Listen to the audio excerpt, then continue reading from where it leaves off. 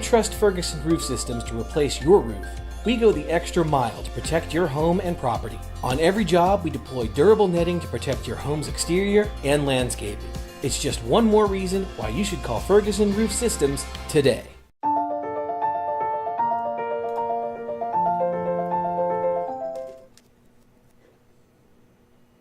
Hey everybody, Meteorologist Tuttle here with you. It is time to talk about the threat for severe weather coming up later this afternoon here across about the eastern half of the state. So it is going to just include kind of the I-35 corridor here in central Oklahoma, but most activity will be out to the east. So we'll get to that here in just two shakes.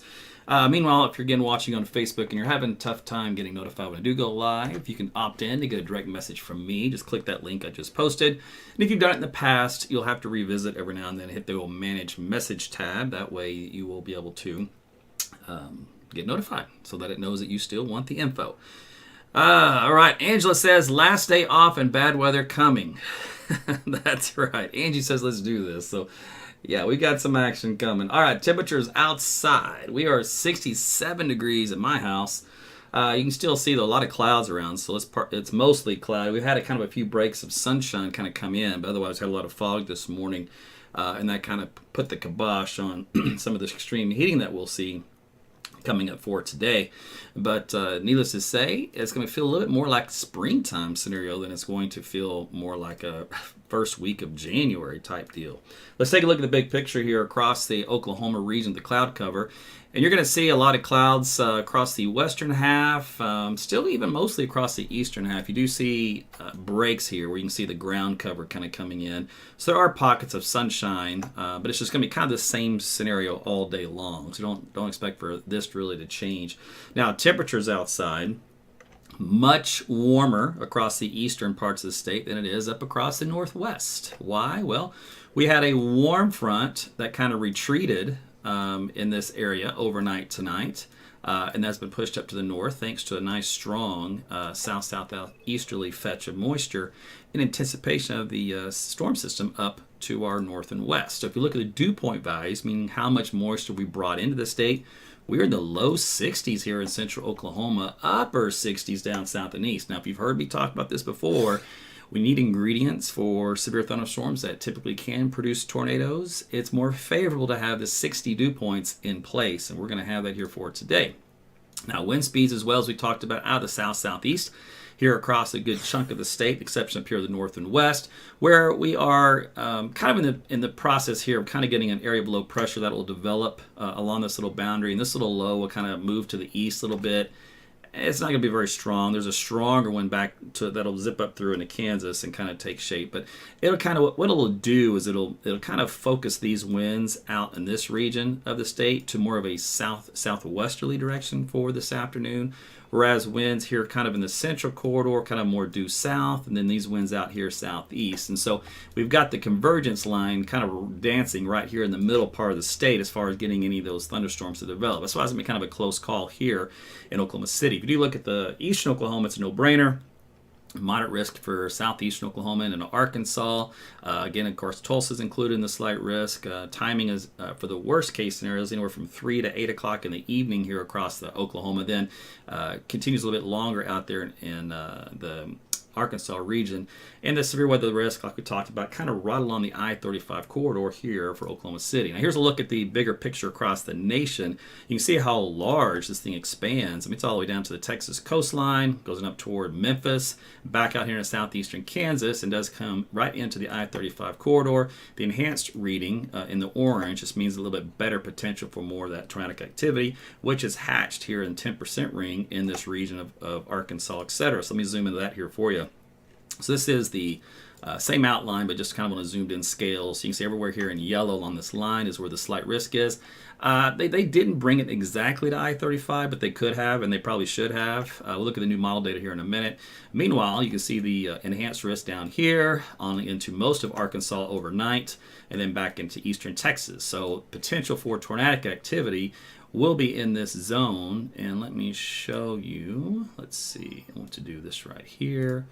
So probability of a tornado, again, the yellow is where the highest is, but still trails back off here to the west. And anytime you can get a thunderstorm in this environment, it will have that potential even on the low end. Now, more of a significant tornado threat, in other words, meaning a potentially larger type tornado situation, better parameters and indices down here in the southeastern third of the state, on into a good majority of Arkansas. But that's just where the best indices are. It doesn't guarantee that's where it's going to happen. It's just if you were to have to focus your attention, primarily that's where you're looking at. Now, we are seeing some showers out there now if you look across the state. So there is some activity working its way in here from southwest Oklahoma to the northeast. I'm out here in western Oklahoma. Just it's nothing. It's not going to be anything severe. So if you're wandering out here in western Oklahoma, you're fine. If you do look down here into southeast Oklahoma, you do see some thunderstorms finally developing here. And this will be the case all afternoon. They're developing what we call the warm sector, bubbling up all the way down here from Dallas-Fort Worth, which incidentally, you're kind of on the western fringe as well with some of these potentially tornadic thunderstorms. Most of the models keep it just to your east.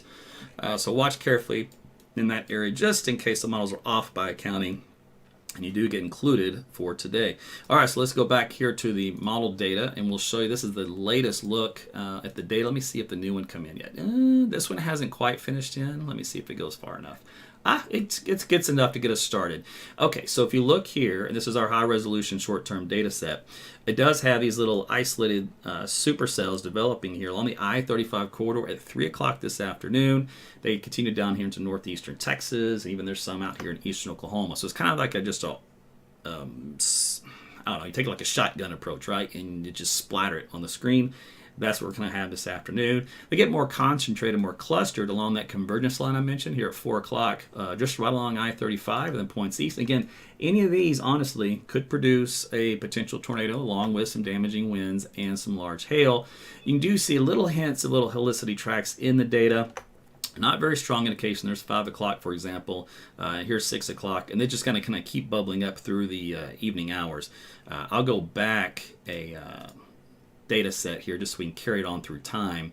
So let's see. Let's go. There's a 3, 4, 5 o'clock. So each run has actually gotten more intense, more west, and more numerous in the activity here for central Oklahoma. Anyway, so here's 7, 8 o'clock, 9 o'clock, 10, 11. Kind of give you the idea that most activity will be out of the state by about midnight, with the strongest potential kind of winding down through about 8, more than likely here for the state of Oklahoma, but continue a little bit longer, again, overnight into friends to the east. So here's a bigger picture. We'll kind of take you into a look at that for the Texas Tech WRF. And I looked at this last night. I used it for my forecast.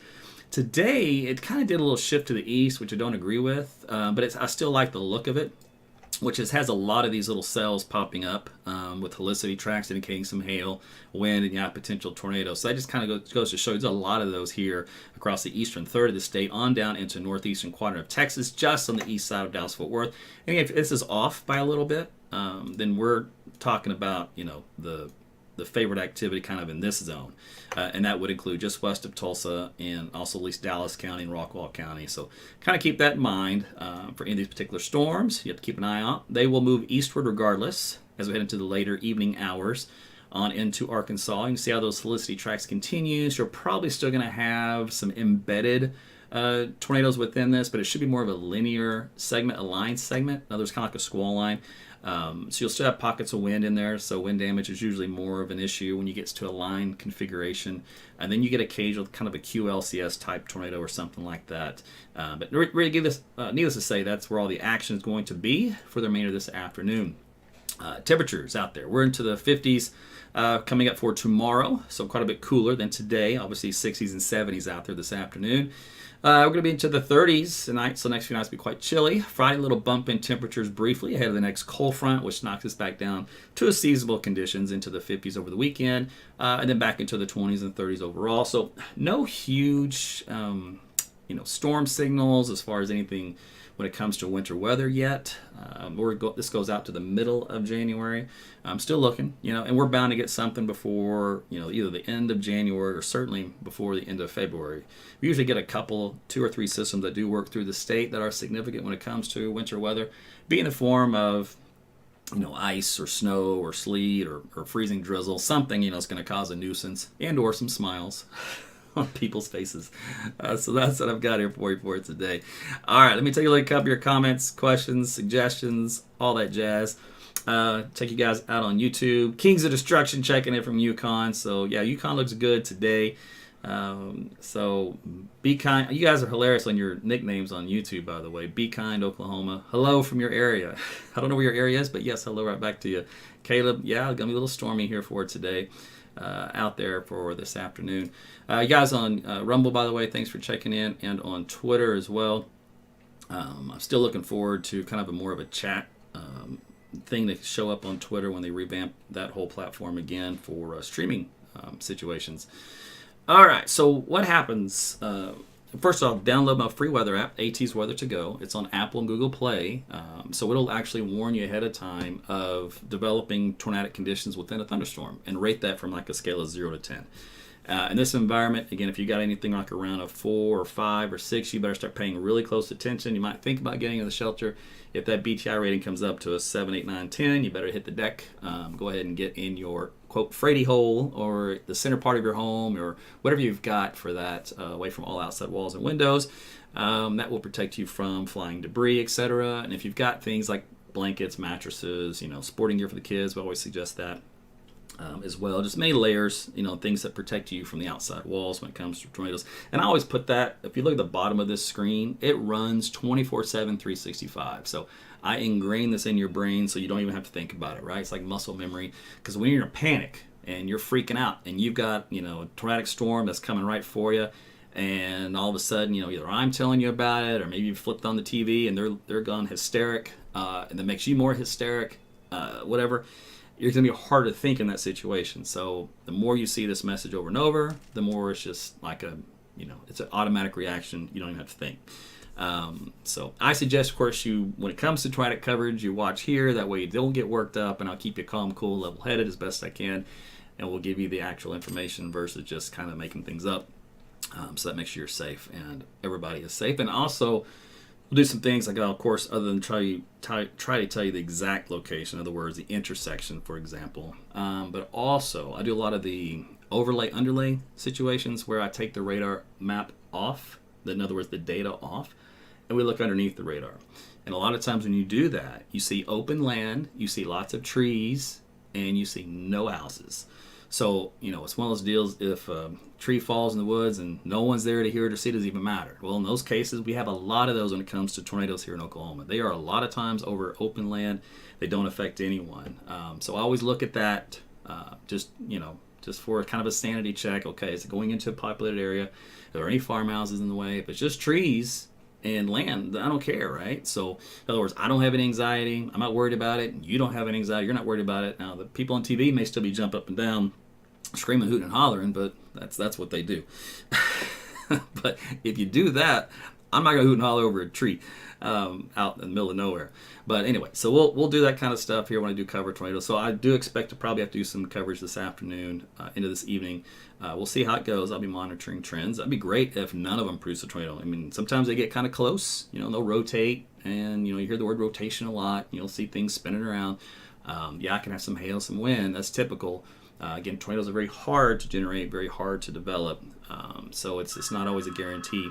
But I'll take a look at that this afternoon for you. All right. I think I pretty much covered all the basics. Apparently, I'm getting a fax. So my phone's ringing. Let's see here. Edward, Big Cabin area. So yeah, it's it's gonna be fun out there if you live again east of I-35 when it comes to just storms in general. So I know some of you might still be on vacation, right? You still might be camping or whatever. Maybe you're in a cabin itself and you're trying to enjoy what's left of the holiday. I get that. So you're gonna have to dodge a few storms out there for today. Let's see. I believe that is all I have here for you. I'll be checking in off and on, so I want you guys to enjoy the rest of your afternoon and keep me close. Keep that AT's weather app going, and we'll touch base again soon. All right, thanks for checking in, everybody. Make sure you like and share this video. Tell your friends and family about AT's weather so you can get the scoop. All right, talk soon. Bye-bye.